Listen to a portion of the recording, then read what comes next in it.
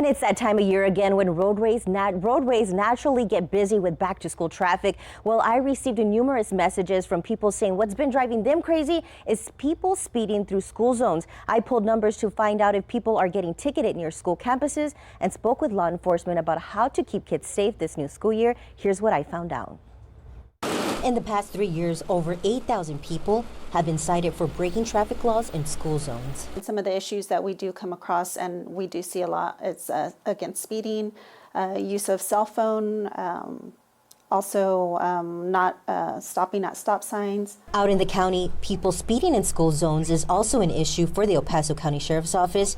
Sergeant Eric Vela says some drivers do not pay attention. Cell phones, texting, talking, emailing, all that good stuff is going to be something that we're looking out for sure, because that's a huge distraction. I requested data from the El Paso Police Department that shows thousands of tickets were given each year to people breaking traffic laws in school zones, which has fluctuated in the last 3 years.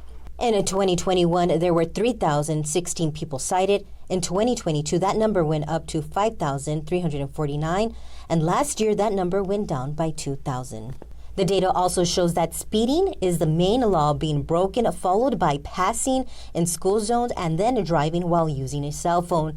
The numbers alone show being unsafe in school zones is a problem, but some tragic incidents speak to the magnitude of what not paying attention can lead to, even if it's an accident. This is 7-year-old Alexa Barrera, a first grader at Oren Roberts Elementary School, who died after being hit by a vehicle while she was walking to school along with her older sister. Both girls were using the crosswalk. In 2018, we reported Charisma James, who was a parent from Tippin Elementary School.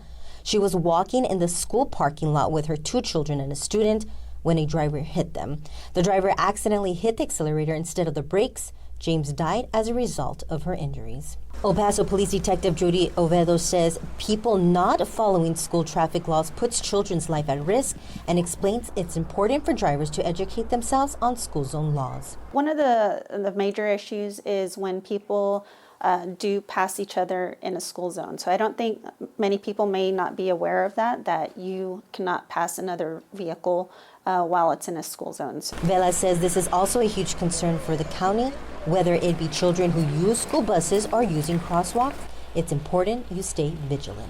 The last thing we want to do is get dispatched to an accident involving a child. That's something horrific, and it can be very avoided, especially in school zones.